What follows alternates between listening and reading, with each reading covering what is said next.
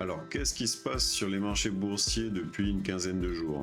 Donc là, on peut voir sur la courbe qui est présentée ici que rien ne va plus. Alors, c'est un portefeuille que j'ai composé il y a à peu près 2 mois et on voit qu'il y a une énorme fluctuation du rendement depuis grosso modo la mi-juillet. Donc, on est passé d'une performance de 5,51% à ensuite 2,42, une légère amélioration en début de semaine, 4,20%, et on a rechuté sur le milieu de la semaine à 0,45% de plus-value latente, remettant presque une perte de 5% depuis 15 jours. Alors, avant de passer aux causes, je vais vous présenter les différentes lignes que j'ai sur ce portefeuille. Et au final, je n'ai que deux lignes. J'ai eu un MSCI World Emerging Market, donc l'IUSQ, et j'ai un ticker QDVE qui est là par contre un S&P 500 mais orienté exclusivement tech américaine, donc il y a 67 positions. Et pour vous indiquer les trois principales positions, c'est Apple, Microsoft et Nvidia. Et elles correspondent à 50% de la valeur du fonds. Qu'est-ce qu'on peut constater sur ces deux fonds? On va aller un petit peu regarder en détail dans les fondamentaux. On constate ici que pour le MSCI World, j'ai eu une baisse de presque 2% sur la dernière semaine, alors que vous pouvez voir sur les dernières années, c'était quand même assez intéressant. Donc là, c'est vrai que c'est sur 15 jours, donc c'est très localisé, mais quand même, on constate une baisse assez significative de 2%. Si je regarde la même chose pour la partie tech, on voit que c'est différent, c'est qu'on a une volatilité qui a été beaucoup plus importante et une baisse beaucoup plus importante, qui est près de 5%.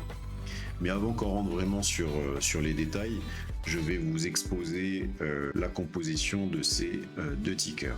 Alors c'est vrai que j'ai essayé d'y voir un peu plus clair et de comprendre cet infléchissement. Je vous rappelle que j'avais une belle plus-value latente qui était possible.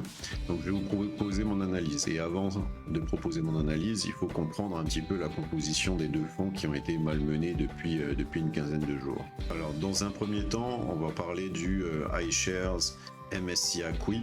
Donc encore une fois, un MSCI World classique avec les emerging markets. Vous avez ici le numéro ISIN qui permet de retrouver le ticker. Il a été lancé plutôt en 2011. Et vous avez également donc le ratio des charges qui est quand même assez faible. Je trouve qu'il est assez intéressant, donc 0,20%. On constate également qu'au niveau de l'indicateur de risque, vous êtes grosso modo à 4 sur 7, donc moyennement risqué. Vous avez les actifs nets du fonds qui s'élèvent à plus de 14 milliards de dollars, ce qui est quand même un fonds qui est relativement liquide. Vous avez aussi des informations sur le portefeuille. Alors je vais revenir un petit peu là-dessus. Le 3,05 ici, la valeur comptable est 3 fois plus faible que le cours pour le fonds. Pareil pour le cours sur bénéfice qui est donc le fameux PER. Donc on considère que là les bénéfices sont 21 ou presque 22 fois plus faibles que le cours de l'action. Et le bêta 3 ans à 1, qu'est-ce que ça veut dire? Tout simplement le bêta, quand il est à 1, c'est qu'il suit scrupuleusement les variations du marché à la hausse comme à la baisse.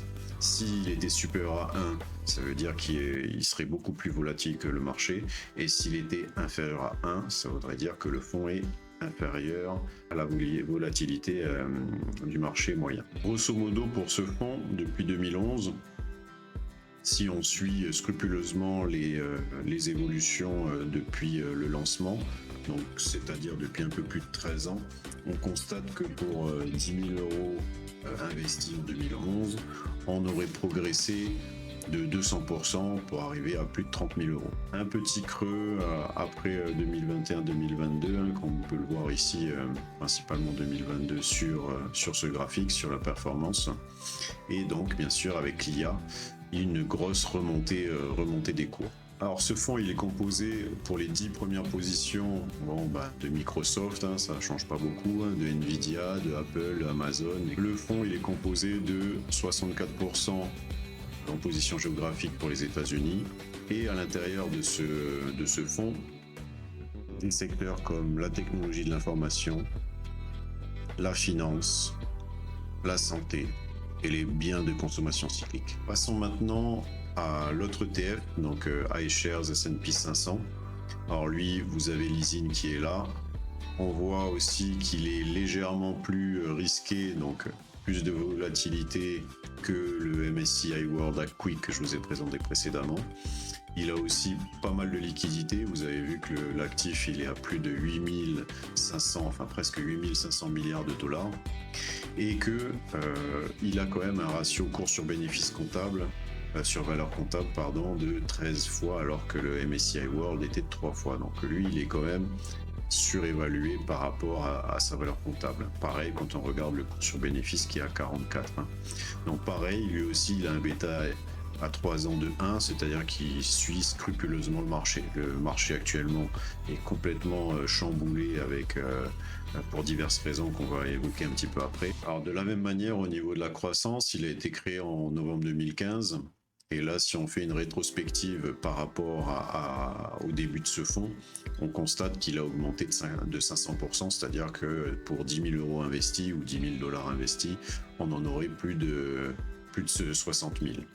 Donc c'est quand même un fonds qui a énormément évolué, et notamment à partir de 2022 où il y a eu la sortie de l'intelligence artificielle. Alors au niveau de sa composition, comme je l'ai dit tout à l'heure, les 3 principales lignes qui correspondent à quasiment 50% de la valeur du fonds, c'est Microsoft, Apple et Nvidia. Vous voyez également que pour la répartition géographique, c'est 100% les États-Unis ou presque, et qu'il est principalement axé sur la partie semi-conducteurs, les software systems, les hardware technologies, donc très sensible à la tech. Il y avait aussi une partie que je voulais préciser. Donc là, on est sur le S&P 500 Tech. On voit que ces investissements sont considérés comme impactant effectivement sur l'évolution du réchauffement climatique entre 1,5 et 2 degrés jusqu'à la fin du siècle. Donc là, ici, pour le iShares S&P 500 IT, vous avez grosso modo les investissements qui engendrent une augmentation de 1,5 à 2 degrés de la période 2000 à 2100.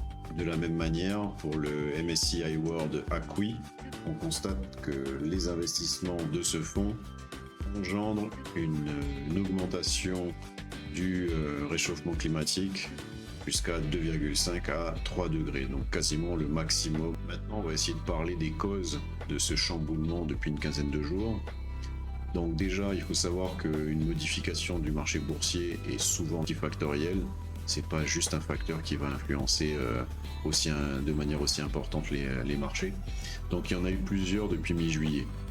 Donc déjà, l'administration Biden voulait mettre en place des restrictions commerciales importantes contre les fabricants de puces qui vendent à la Chine, notamment ASML, qui est une entreprise néerlandaise et qui est donc amie des États-Unis, mais qui du coup vend 50% de sa fabrication ou de sa production à la Chine. Alors du coup, ASML a baissé de 8% au moment où l'administration Biden a évoqué cette possible restriction. Et ça, c'était juste au moment où Biden en a parlé.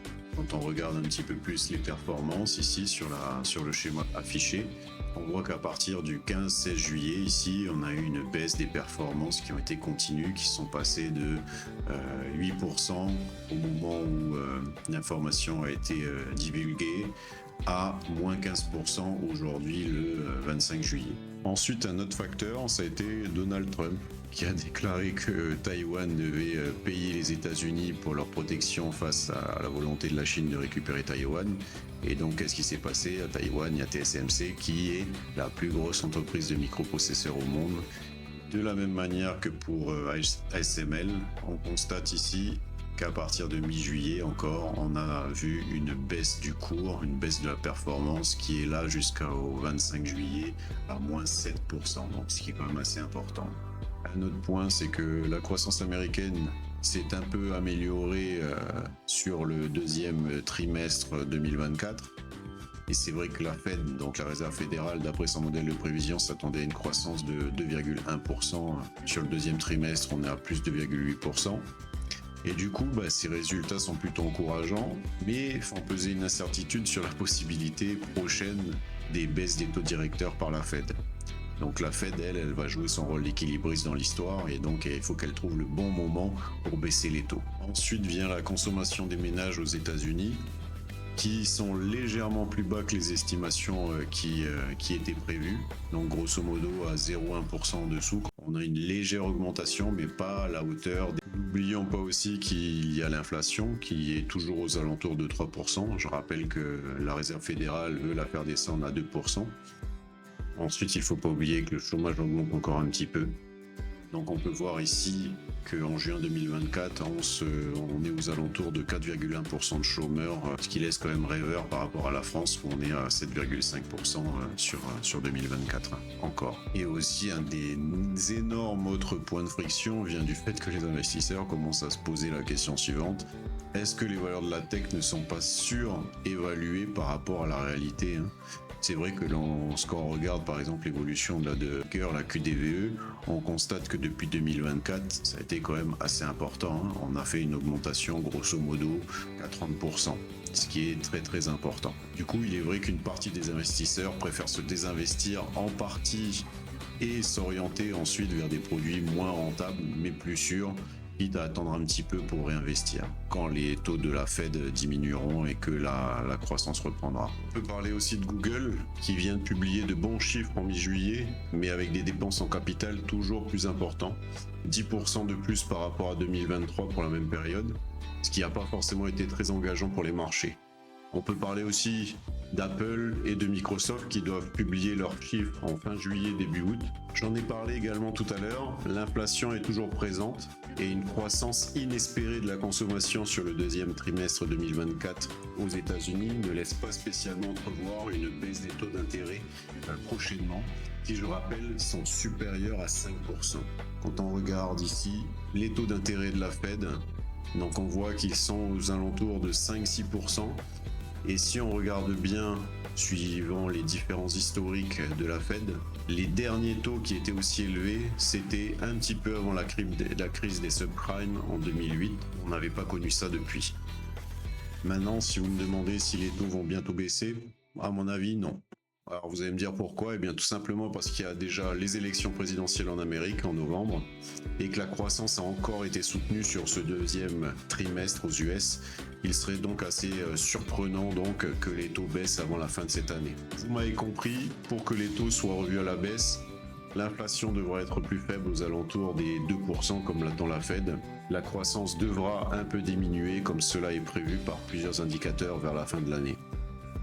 Quand les taux vont baisser, on pourra connaître une amélioration de la consommation des ménages et donc un marché boursier beaucoup plus vif. Quoi qu'il en soit, la période de l'été va de facto entraîner une diminution des transactions et probablement il faut s'attendre à des variations de plusieurs pourcents sur les valeurs de la tech si le marché suit ses habitudes dans cette période. Donc prenons notre mal en patience et faisons le dos rond.